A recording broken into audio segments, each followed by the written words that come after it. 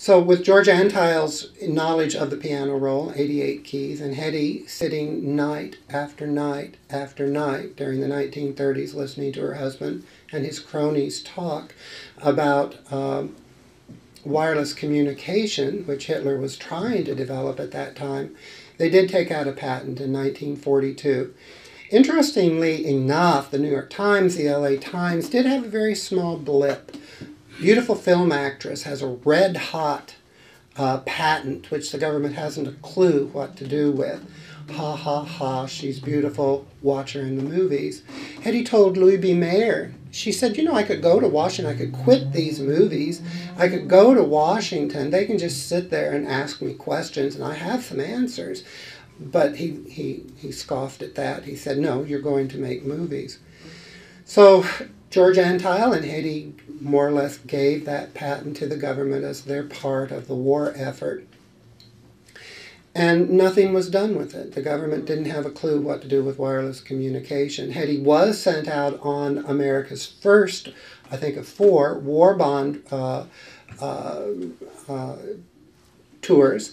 And in one day, more than any other actor or actress throughout the war, Hedy Lamarr sold more war bonds, approximately 6.9 million war bonds, than any other actor in one single day throughout the whole war.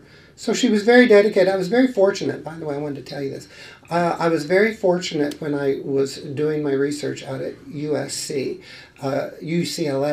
UCLA has a lot of Hearst newsreel and a lot of film footage of these war bond tours.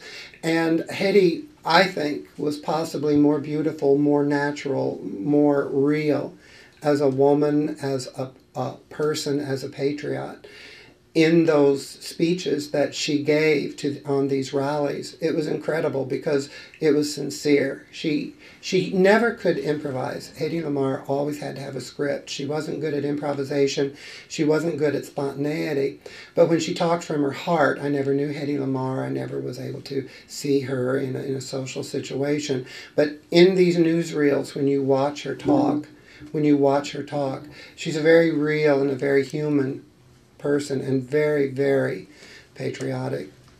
So there were a lot of good things about Hedy Lamarr that I found that I was liking when I was doing this book.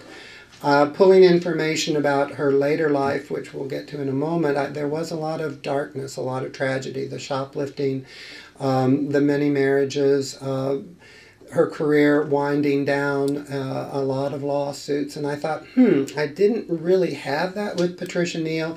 I don't know if I should go there or not, but I did talk with the children, and I said, this is the type of book I do. It has to be, as Patricia said, if you're going to write my biography, it has to be warts and all. And I told Denise, the daughter, I said, I sent her Patricia Neal, I said, this is the type of book I do. I'm going to have to touch upon every aspect of your mother's life.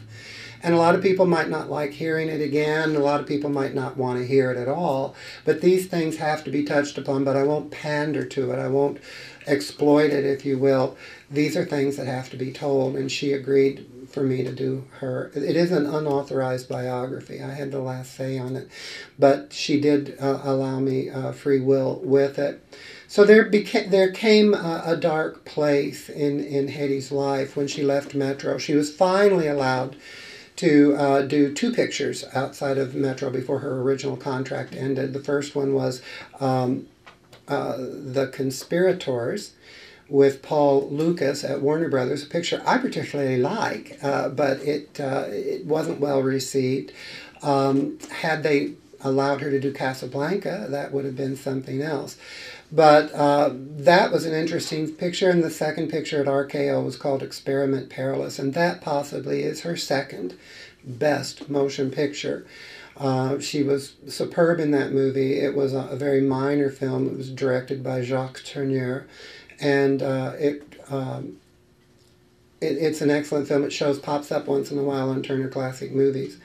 In 1945, she made her last picture for Metro, The Princess and the Bellboy, and she was pregnant throughout that whole film, and then she became a producer. She did 2 motion pictures, A Strange Woman and Dishonored Lady, 2 terrible, terrible movies that are so much fun to watch because they're the kind of bad film that you really like. And I go into length giving backstory for every picture that Hedy did. Those 2 pictures, and then a light comedy that she did with Robert Cummings, and then she did, of course, Samson and Delilah. That possibly is the motion picture that most people are going to remember her for, is Samson and Delilah. It should have revived her career. It really didn't, and her career waned then in the 1950s. Yes, there were innumerable lawsuits, and in 1965 she was arrested at May Company in Hollywood for alleged shoplifting. I did, through Robert Osborne, who did the preface to my book. He also knew Hedy very, very well in the 1960s. They were very, very close, very good friends.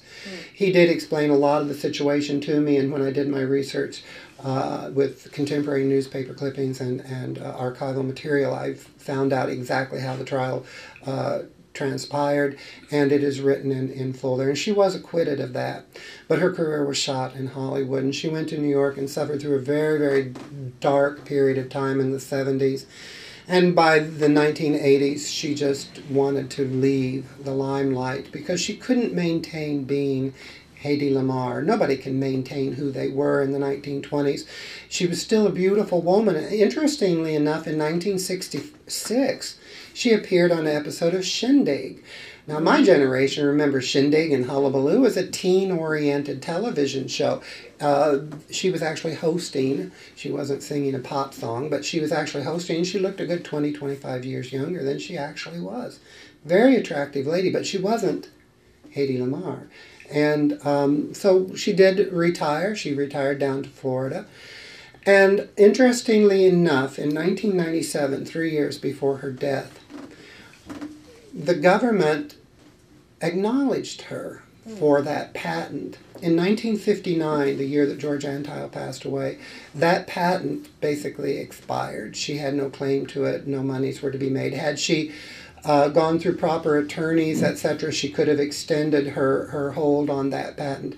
But in 1962, during the Cuban Missile Crisis, the government readdressed that particular patent. And they had to figure out a way how our ships in the Cuban blockade could communicate with each other without the Russians picking up what was being communicated. In the late 1960s, they looked at it again, and during the Vietnam conflict, and they tried to figure out how armament could be directed through wireless communication. And in 1997, the international scientific community acknowledged Hedy Lamarr and George Antile as having produced what is now the basis of every cell phone and every Wi-Fi, Milstar communication satellite, weaponry in outer space.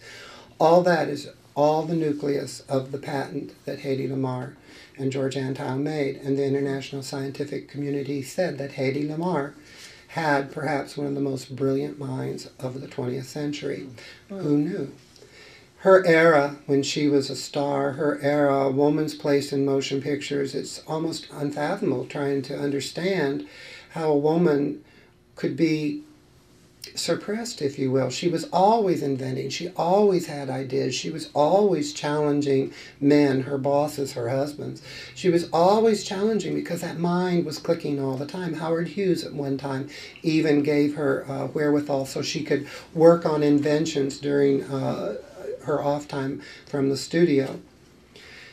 A very brilliant woman, a very misunderstood woman, and she didn't make any money on this wonderful scientific invention or patent of hers, but she certainly is acknowledged. November 9th is her birth date, and that is considered the International Scientist Day, and it is celebrated all over the world November 9th. In India, she's actually revered, and is called Hedy Lamarr Day.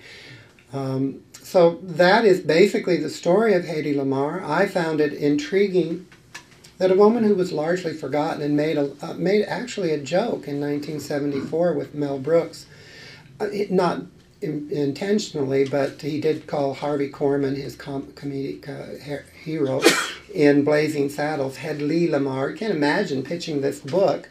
how many young people kept correcting me and saying, no, it's Hedy Lamarr. Well, Robert Osborne told me many years ago when I started Patricia Neal, he told me many years ago, he said, as a biographer, your job is, of course, to tell a story, tell it very honestly, and tell the truth, and to educate the reader who these people are, who these film legends were and are, and what they did. So I believe I've done a proper job with Hedy Lamarr. I believe her children are happy with the outcome.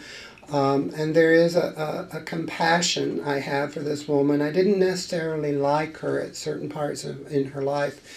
It's hard to understand a woman with that being given a moniker as the most beautiful girl in the world.